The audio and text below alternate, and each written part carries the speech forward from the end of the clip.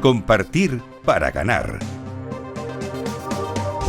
17ª Jornadas STIC y 5ª Jornadas de Ciberdefensa, organizadas por el Centro Criptológico Nacional y el Mando Conjunto del Ciberespacio. Y seguimos en el Kinépolis, en estas inmejorables jornadas STIC organizadas por el Centro Criptológico Nacional y el Mando Conjunto de Ciberdefensa. Y en esta ocasión tenemos la suerte de contar con nosotros, con Nur Pulart, de Symantec, que nos va a compartir una charla en el cual el título, la verdad es que es bastante atractivo: Los malos no dan a elegir. Bienvenido, Nur. Muchas gracias, placer estar aquí. ¿De qué vais a hablar? Bueno, la charla va a ser mañana y básicamente voy a crear un malware indetectable. Voy a demostrar lo fácil que es generar una amenaza, un malware nuevo, y independientemente del fabricante o la solución que tengas, que no es suficiente para poder hacer frente, ¿no? Eso es una parte, y luego realmente veo que hay mucha obsesión con soluciones que tienen muchas funcionalidades, pero realmente creo que donde falta un poco de atención es en preservar el dato. Es decir, yo creo que el proyecto de DLP va a volver otra vez con mucha fuerza de aquí a fácil 10 años. Yo creo que se va a convertir en el proyecto de moda de nuevo, porque al final el malo va a perseguir el dato, y lo único que realmente protege el dato, maneja hacia dónde va el dato y persigue el dato en cualquier vector, pues tiene que ser un DLP extremo a extremo, ¿no? Y esta parte en la que será así tan fácil, te voy a crear un malware indetectable, cuéntanos un poquito, no cómo lo haces, sino en qué consiste o cómo consigues. Sí, a ver, básicamente voy a coger un malware de la vieja escuela, o ni siquiera es un malware, voy a coger un ACAR, un archivo de texto, y eso lo voy a juntar con una foto que voy a hacer en directo. Es decir, es algo que no puedes preparar, es un hash nuevo, y eso junto lo voy a pasar por virus total, ¿no? Es decir, es una manera muy simple, muy visible, de muy pocos minutos, demostrar cómo realmente es independiente la marca que tengas, cómo de fácil es generar un malware desconocido, ¿no? Y tener éxito.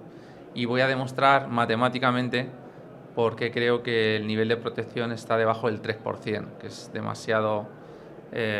llama mucho la atención, ¿no? Hay mucha gente, desde hace 20 años los fabricantes hablan de oye, yo no te puedo garantizar el 100%, a lo mejor un 99%, cuando la realidad es que matemáticamente se demuestra con esta charla de que el nivel de protección está por debajo del 3%, ¿no? ¿Y qué pueden hacer nuestros asistentes o las empresas que nos estén oyendo para protegerse? Yo pienso en esto. Nosotros desde Broadcom, desde Symantec, tenemos soluciones híbridas de SASE, de ZNA, de casi de todo. Pero realmente donde creo que podemos aportar algo que no aporta el resto es en que tenemos una solución muy eficiente de DLP que persigue el dato en cualquier extremo. Es decir, perseguimos la vulnerabilidad del dato, el flujo de esa transferencia de datos en cualquier sitio. Es decir, desde el WhatsApp, desde el SMS, desde el entorno de virtualización, etcétera. La verdad es que los proyectos de DLP siempre son unos proyectos con un gran reto por delante, que es proteger esa información, y que tienen múltiples vías para poder filtrarse o para poder extraerse. ¿Dónde creéis que es un poco, porque al final lo vemos día a día en los ataques, se acaban filtrando grandes bases de datos, se acaban siendo publicadas en la Deep Web? ¿Dónde creéis que está un poco la clave o el punto diferenciador que ofrecéis? La clave está en esto, es que veo que hay EDR con DLP, Firewall con DLP, SASE con DLP, todo tiene algo de DLP, pero eso no vale, porque el malo no da a elegir. El malo te manda una amenaza que es multivector, entonces el dato ya de por sí es multivector. El dato, como digo, el malo te va a lanzar algo dependiendo de ti, depende de ti de que tú accedas a esa maldad desde el móvil, desde la nube pública, desde el servidor, desde la impresora, dependiendo de la tipología de amenaza, tú no sabes por dónde te va a venir, ¿no? Entonces, realmente hace falta un DLP que acompañe al dato en cualquier extremo. Entonces, tiene que ser algo eficiente, simple, que la palabra DLP y simple nunca se han llevado bien. Nosotros hemos invertido mucho dinero y esfuerzo en ese sentido, en hacerlo eficiente y simple, y sobre todo perseguir al dato, ¿no? Es decir, que si yo hago una política, me da igual de qué vector o de qué flujo de datos estamos hablando, o el dispositivo que esté manejando ese dato, donde esa política va a ser masiva para la organización, ¿no? realmente es donde hay que centrar, yo creo que la atención.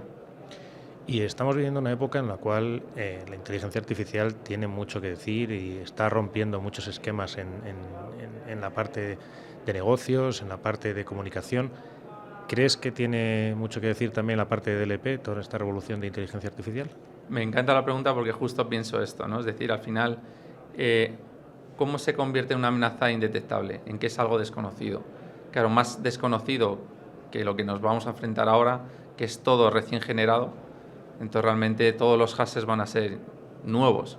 A la que juntes un malware conocido con un hash nuevo, pues eso se va a convertir en un malware desconocido. No hace falta ni siquiera esperar a un 0-day o una vulnerabilidad que no se ha publicado, sino que automáticamente va a ser indetectable, ¿no?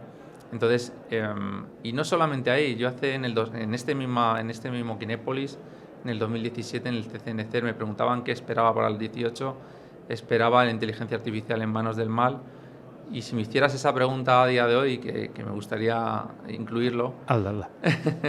porque además me acordaré, ¿no? Dentro de 5 o 6 años lo diré, pues yo en el 2023 digo que la inteligencia artificial ya es masiva, el WhatsApp, es decir, todavía veo gente perdida valorando si, oye, deberíamos de aceptar la inteligencia artificial en nuestra compañía.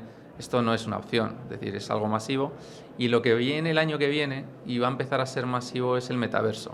Se va a juntar metaverso y, desde mi punto de vista, las monedas digitales. Todo eso unido va a ser un cóctel explosivo, bastante interesante. Qué ganas de ir viendo ya cómo llega el futuro y qué retos afrontamos.